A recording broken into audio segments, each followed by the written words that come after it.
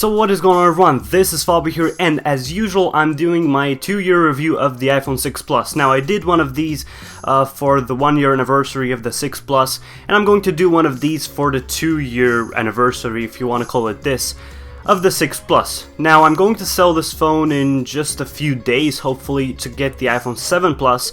If you guys are interested in buying it and are from Romania, the country in which I live, just leave me a message and I will talk to you about that. But this phone is now almost 2 years old. I bought it in October or November, I can't really remember, of 2014. And we are going to focus on 4 main things when it comes to this phone. And those are going to be performance, battery life, how the phone held up cosmetically, and then fourth, what are the things that I missed from the iPhone 6s or 6s Plus because I didn't upgrade and I waited for 2 years. So the first one, talking about performance. Now as you can see, using this phone is absolutely buttery smooth. Now I have iOS 10 on it.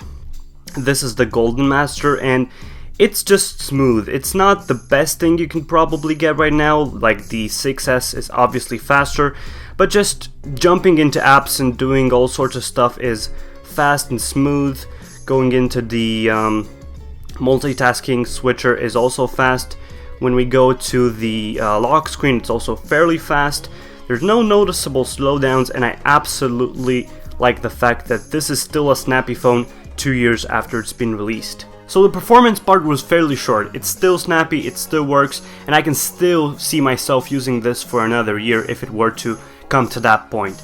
Going on to the battery life, as you can see, it's got 84% right now, and it's almost 12 o'clock. I've been awake for about 4 to 5 hours, and I'm using this phone a lot in the morning especially, and late at night when I go to bed, and it still holds a great charge. Now I can't really show you the usage stats because I've only used it for a few hours, but if I were to use it for a whole day and get to 20%, I would get around 6 to 8 hours of usage, and if I were to use it all the way down to 0%, I would get 100% 8 to 10 hours of usage all the time without listening to music, which obviously inflates the usage in settings. Now no doubt this phone's battery has gotten worse over the last 2 years, but I don't feel like it's noticeable.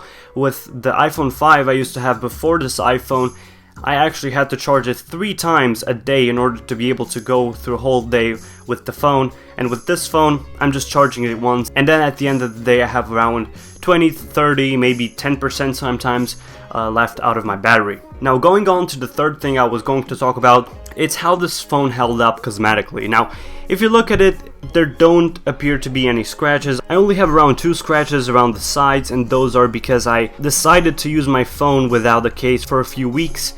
But I usually use my phone with a case, and even if I didn't, this phone is fairly good when it comes to resisting to damage. I also dropped it once without a case, which mortified me, but when I picked it up, there wasn't any scratches on the screen and it wasn't cracked, so that's obviously a great thing. And also the phone fell with the screen on the floor and it didn't break, so that's obviously a great thing. This is a huge phone, and if you're going to drop it just the right way, you're obviously going to crack the screen. But for me that wasn't an issue, and as you can see, even the back is still shiny, and even if you're not using this phone with a case, I feel like it's going to sustain quite a lot of damage before it's going to give up. Now the fourth thing, this is something I didn't talk about in my iPhone 5 after 2 years review, I think.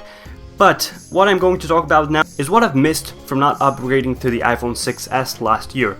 And the first thing is obviously going to be 3D Touch. Now my dad has 3D Touch on his iPhone 6s, and I've used it on and off, and it's a cool feature, but I feel like I can do most of that stuff on my iPhone 6 without those 3D Touch features. Now it might take a little bit longer, a few more taps, but that's nothing to write home about. Now one of the things that actually pisses me off about this phone is the fact that 3D Touch doesn't always work. Now, for example, if I use it when my hands are really clean, as they were right now, you can see it said unlocked over there at the top of the screen. It works beautifully, it works great. If I use it right now, you can see that it unlocks the phone immediately, but if I were to use it after I ate something and I didn't wash my hands before, or after I worked out and I was a little bit sweaty, it absolutely doesn't work. Like 99% of the time, if my hands are not completely clean, it doesn't work. And I'm usually a very clean person, and I like to keep my hands clean, and sometimes even then it doesn't work perfectly and I have to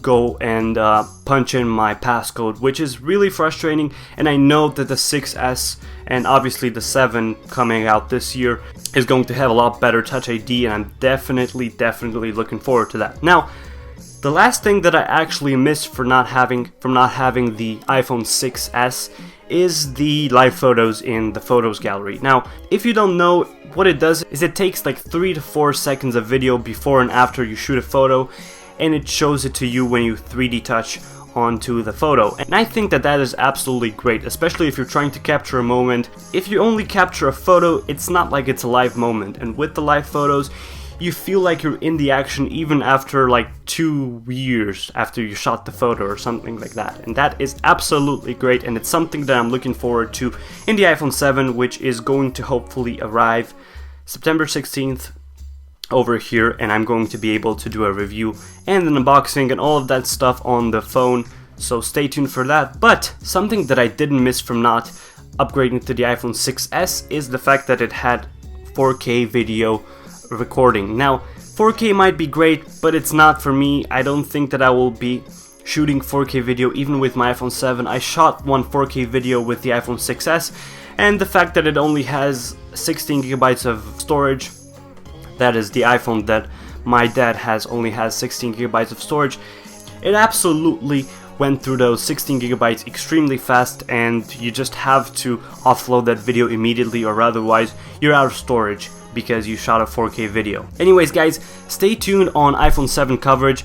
I hope it's going to revive on release day and I'm going to be able to show you videos of the new phone. If not, it's probably going to revive 1 week later because I'm going to go away from September 16th to September 24th or so, and then I'm only going to be able to upload videos after September 24th. But if it's going to be here on September 16th, I'm definitely going to be able to cover some of the things that the iPhone 7 has to offer on release day. So stay tuned guys, peace out, and make sure to like this video if you liked it, share with your friends on Facebook and on Twitter because it helps me out tremendously, and subscribe to this channel if you like what I'm doing over here. So thank you guys, peace out, peace.